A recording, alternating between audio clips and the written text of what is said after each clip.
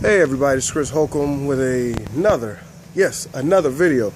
As you can see, I got a little boo-boo on my head. That's for playing basketball. We get a little physical every now and then, but it's nothing to cry home about. Just want to let you know, ain't no anybody jumped on me while I'm looking at properties. Today what I want to do is pretty much, this video is for international investors and letting you guys know the opportunities in Detroit, but also the things to be aware in Detroit. Right now I'm looking at a brick bungalow 2-bedroom home on the northeast side of Detroit. I'm looking at it and I haven't seen the inside of it. As you can see in the background, it's because I'm trying to evaluate if it's 2 bedrooms, does it have an attic upstairs that can be turned to 3? When you're thinking about properties in the Detroit area, that's one thing.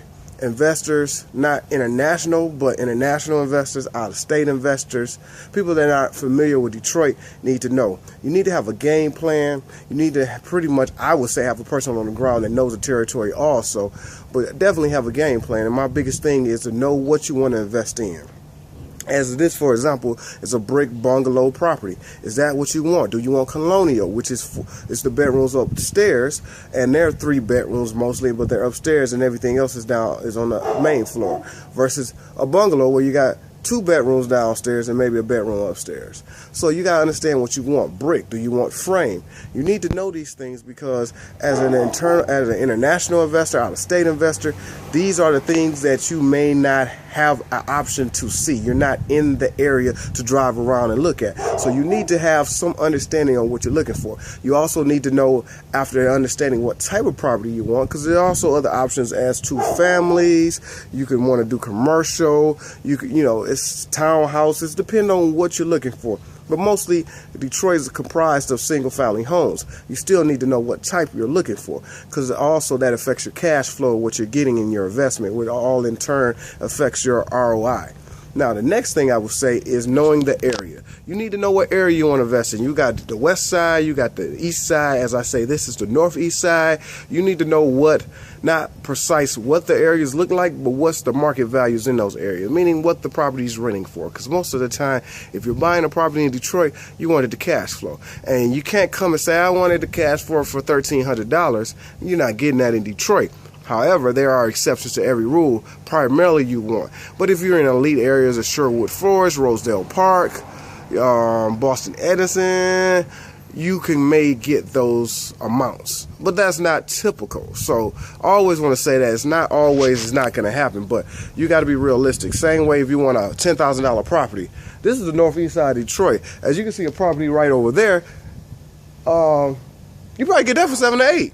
However, it needs a whole hell of a lot of work, and if you rent somebody in that standard, you probably won't get nothing but $300 or $400 in there. Probably is already tore up, probably tear it up worse, where it has to be condemned. So you have to think also what you're trying to cash flow and what your ROI is. You're looking for 20 to 25% return, kind of hard.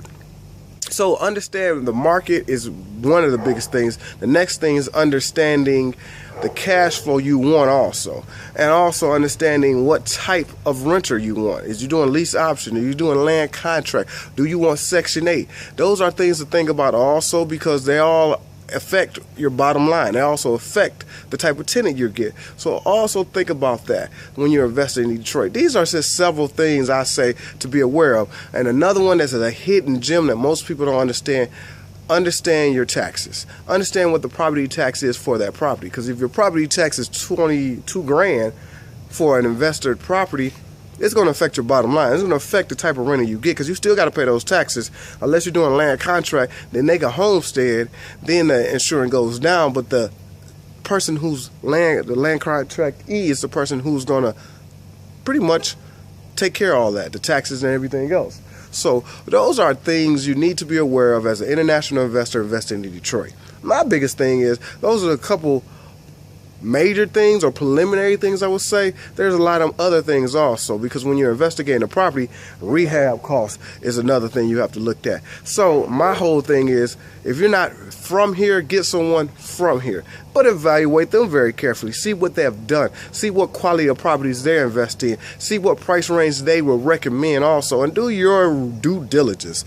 And then I think having 2 men or a two team, meaning you and a person that's a point of contact here, is way better. Don't just jump in and pick this guy because he shows you a whole inventory list of properties. They may not even be his properties. So evaluate everything very, very carefully, because it's an investment. And you're not in to invest to lose. You're in to invest to gain. That's what investing is. So, once again, this is for everybody pretty much that want to invest in Detroit, to be aware of certain things and opportunities. Be careful. Do your due diligence. And make sure you're making a right confidence choice. So, as always, this is Chris Holcomb. Another video for you guys. Stay consistent. Stay focused. And I will catch you guys on the next video.